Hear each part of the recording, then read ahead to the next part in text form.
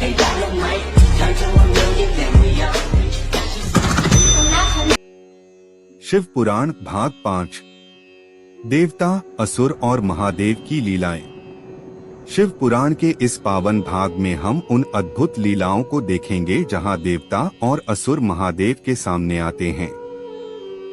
ये कथाएं केवल मनोरंजन नहीं करती, बल्कि जीवन में धर्म, भक्ति और सत्य का मार्ग भी दिखाती हैं।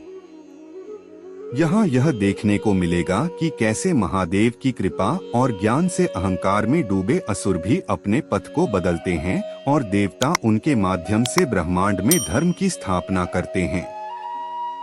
एक समय की बात है, देवलोक में शांति और सुख का वातावरण था। लेकिन कुछ असुरों ने अपने अहंकार और शक्ति से देवताओं की शांति भंग कर दी। देवता अत्यंत चिंतित हुए और महादेव के दरबार में शरण लेने आए।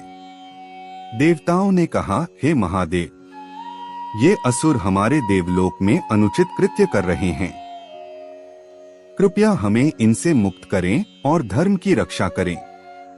महादेव ने धैर्यपूर्वक उनकी बात सुनी और कहा, मेरे भक्तों, सब कुछ अपने समय पर सही होगा।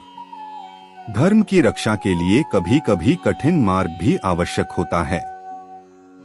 महादेव ने असुरों को अपने सामर्थ्य और भक्ति का दृष्टांत दिखाया। धीरे धीरे उनका हृदय बदलने लगा। असुरों ने कहा, हे महादेव, हमारी शक्ति और सामर्थ्य के सामने कोई नहीं टिक सकता। महादेव ने उन्हें शांतिपूर्वक समझाया, सच्ची शक्ति केवल अहंकार में नहीं है। जो अपने कार्य में धर्म और भक्ति को नहीं अपनाता, वह शीघ्र ही विनष्ट हो जाता है। महादेव ने असुरों को अपनी त्रिनेत्र दृष्टि से ब्रह्मांड और जीवों की सच्चाई दिखाई। असुरों ने देखा कि उनके अहंकार और लोभ से कितनी पीड़ा और अनर्थ हुआ है। कुछ असुरों ने अपने कर्मों का पश्चाताप किया और भक्ति तथा धर्म के मार्ग पर चले।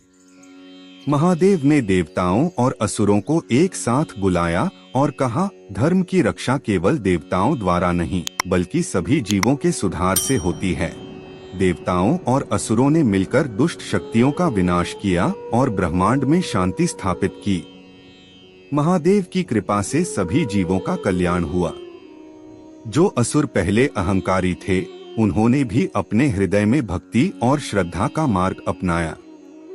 महादेव ने कहा, हे भक्तों, यह याद रखो, असली शक्ति अहंकार में नहीं, बल्कि भक्ति, दया और धर्म में है। जो व्यक्ति अपने कर्मों में सत्य और श्रद्धा रखता है, वही ब्रह्मांड में स्थायी रूप से फल पाता है। देवताओं ने यह शांति देखकर महादेव की महिमा का गुणगान किया। असुरों ने भी समझा कि सच्ची विजय अहंकार जीतने में नहीं, बल्कि धर्म और भक्ति के मार्ग पर चलने में है। इस कथा से हमें यह शिक्षा मिलती है कि धर्म की रक्षा के लिए कभी कभी कठिन परीक्षाओं का सामना करना पड़ता है। महादेव की कृपा से अहंकार और लोभ भी बदल सकते हैं। भक्ति और श्रद्धा से ही जीवन में स्थायी शांति और सफलता मिलती है। अंत में महादेव की स्तुति करते हुए कहा जा सकता है, नमः शिवाय, शिवाय नमः, सर्वदेव प्रियाय, भक्तवत्सलाय, हर हर महादेव।